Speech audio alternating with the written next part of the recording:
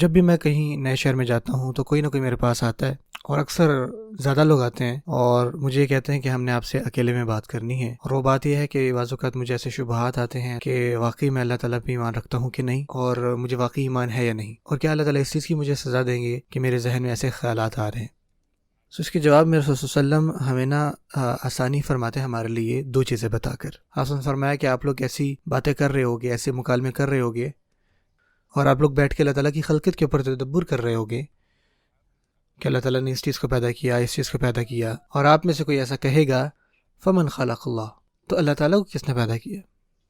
ٹھیک ہے نا؟ اور یہ واقعہ ہوا تھا، صحیح مسلم میں حدیث ہے، اور ایک اور حدیث ہے صحیح مسلم میں جہاں انہوں نے فرمایا ایک اور انسان جو ہے وہ بھی تدبر کر رہا ہوگا اللہ تعالیٰ کی خلقت کے اوپر، تفکر کر رہا ہوگا، سوچ رہا ہوگا اللہ تعالیٰ نے یہ کیسے بنایا سب کچھ، اور یہ سوچتا رہے گا اور ایک پوائنٹ آئے گا، وہ سوچے گا کہ یہ کس نے بنایا ہے، تو اس کا کوئی جواب دے گا کہ اللہ تعالیٰ نے، اور وہ اللہ تعالیٰ کی خلقت دیکھ کے بہت حیران ہو رہا ہوگا،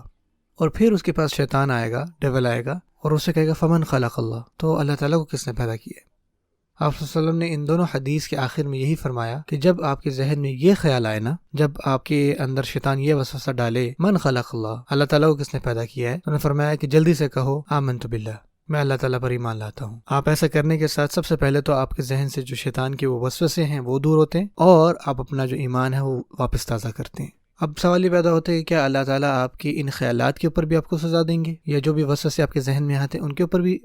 اس کا جواب ہے نہیں۔ انفیکٹ آپ دیکھیں گے بہت زبردست مکالمہ ایک ہوا عبداللہ ابن عباس رضی اللہ تعالیٰ عنہ اور عبداللہ بن عمرو بن عاص رضی اللہ تعالیٰ عنہ کے درمیان۔ عبداللہ بن عمر نے ابن عباس رضی اللہ تعالیٰ عنہ سے پوچھا کہ آپ مجھے بتائیں کہ آپ کی قرآن مجید میں سب سے فیورٹ آیت کون سی ہے، وہ آیت جو آپ کو سب سے زیادہ امید دیتی اور وہ اس امت کے لیے بھی سب سے زیادہ امید کی آیت ہے؟ تو ابن عباس رضی اللہ عنہ نے فرمایا کہ آپ کی کیا ہے؟ تو ابن عمر نے کہا کہ قل یا عبادی الذین اسرفوا علی انفسہم لا تقنطوا من رحمت اللہ، کہہ دو کہ اے میرے بندو جنہوں نے اپنی جانوں پر ظلم کیا ہے ان سے کہہ دو کہ اللہ تعالیٰ کی رحمت سے کبھی مایوس نہ ہو، اللہ تعالیٰ جو ہے تمام گناہ معاف کرنے والے ہیں۔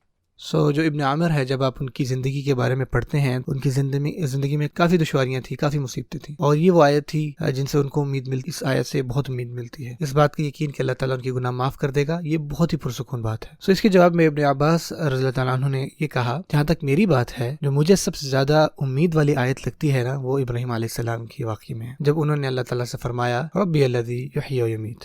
اے میرے رب تو ہی زندگی اور موت کو دینے والے ہے، ربی ارنی کیف تحیی الموتى، کہ اے میرے رب مجھے دکھائیں کس طرح آپ مردے کو زندگی دیتے ہیں۔ اب اس بات پہ بھی غور کریں کہ ابراہیم علیہ السلام کی یہ جو آیت ہے، اس سے بالکل پیچھے آپ کو قصہ ملتا ہے نمرود کے ساتھ، ربی الذی یحیی و یمیت، کہ میرا وہ رب ہے جو کہ زندہ کرتا ہے اور موت دیتا ہے۔ تو نمرود نے کہا کہ انا احیی و امیت، میں بھی زندگی اور موت دیتا ہوں۔ تو اس کے جواب میں ابراہیم علیہ السلام نے کہا فإن اللہ یأتی بالشمس من المشرق فأت بها من المغرب، تو اللہ تعالیٰ جو ہے وہ سورج کو مشرق سے لے کے آتے ہیں، آپ مغرب سے لے کے آ جائیں۔ اللہ تعالیٰ مشرق سے، ایسٹ سے سورج کو طلوع کرتے ہیں اور مغرب میں غروب کرتے ہیں۔ فبہت الذی کفر، تو اس کا جتنا بھی کفر تھا نا وہ یہاں پہ ختم ہو گیا، اس کے پاس کوئی جواب نہیں تھا نمرود کے پاس، کیونکہ نمرود کا جو آئیڈیا تھا نا زندگی اور موت دینے کا، اس نے کسی کو بلایا جس کو پھانسی کی سزا ہوئی تھی، اس نے اس کو کہا کہ بھائی تم جاؤ، تم آزاد ہو، اور پھر کسی معصوم کو بلایا اور اس کو کہا کہ اس کو پھانسی پہ چڑھا دو، تو اس نے کہا کہ دیکھو میں بھی زندگی اور موت دیتا ہوں۔ اس کے جواب میں ابراہیم علیہ السلام نے ایک لاجیکل آرگیومنٹ پیش کی کہ جو اللہ تعالیٰ کی زندگی اور موت دینے کا جن کی وہ بات کر رہے تھے نا وہ بالکل مختلف ہے، اس طرح ہم کسی کو زندگی اور موت نہیں دے سکتے۔ انہوں نے کہا کہ کس طرح اللہ تعالیٰ جو ہے وہ سورج کو مشرق سے طلوع کرتے ہیں، آپ جو ہے وہ مغرب سے طلوع کر کے دکھائیں، یعنی کہ آپ ذرا کنٹرول کر کے دیکھیں سورج کی طلوع اور غروب کو۔ لیکن اس کے بعد بھی ابراہیم علیہ السلام نے اللہ تعالیٰ سے یہ پوچھا ارینی کیف تحیی الموتى، یا اللہ تعالیٰ مجھے دکھائیں کہ آپ کس طرح موتوں کو زندہ کریں گے۔ تو اس کے جواب میں اللہ تعالیٰ نے ابراہیم علیہ السلام سے کہا کہ اولم تؤمن، کیا آپ کو ایمان نہیں ہے اس پہ؟ قال بلی ولکن لیطمئن قلبی، انہوں نے کہا کہ بے شک مجھے ایمان ہے لیکن اس چیز سے میرے دل میں اطمینان آئے گا۔ اور پھر اللہ تعالیٰ نے ابراہیم علیہ السلام کی اس ریکویسٹ کو آنر کیا، ٹھیک ہے آپ کچھ پرندوں کو لائیں، ان کو ٹکڑوں میں کریں اور ان کو جا کے مختلف پہاڑوں کے اوپر رکھ دیں اور پھر ان کو بلائیں، تو پھر اللہ تعالیٰ جو ہے ان کو واپس آپ تک لے آئیں گے۔ اب سوچا جائے کہ ابن عباس رضی اللہ عنہ نے یہ کیوں کہا کہ یہ آیت ان کو سب سے زیادہ امید دیتی ہے، کہ ان کی یہ آیت سب سے فیوریٹ ہے، کیونکہ رسول اللہ صلی اللہ علیہ وسلم نے اس آیت کے اوپر بات کرتے ہوئے یہ فرمایا تھا نحن احق بالشک من ابراہیم، ہمارے پاس ابراہیم علیہ السلام سے زیادہ حق ہے شک کرنے کا۔ اب سوال پیدا ہوتا ہے کہ کیا یہ جو حدیث ہے آپ صلی اللہ علیہ وسلم کی اس طرف اشارہ کر رہی ہے کہ ابراہیم علیہ السلام کے دل میں کوئی شک تھا؟ کیا انہوں نے کسی بھی بارے میں اللہ تعالیٰ کے اوپر شک کیا؟ نہیں، کیونکہ ابراہیم علیہ السلام نے کہا کہ میں ایمان رکھتا ہوں لیکن لیطمئن قلبی، یہ چیز جو ہے میرے دل میں اطمینان بھرے گی، میرا ایمان بڑھائے گی. یا اللہ اگر آپ مجھے دکھائیں گے تو میرا ایمان اور بڑھ جائے گا، اطمینان آ جائے گا. سو رسول اللہ صلی اللہ علیہ وسلم ہمیں بتا رہے ہیں کہ جیسے ابراہیم علیہ السلام نے اللہ تعالیٰ سے پوچھا اور ابراہیم علیہ السلام چاہتے تھے کہ ان کے دل میں اطمینان آ جائے، ہم بھی ایز اے ہیومن بینگ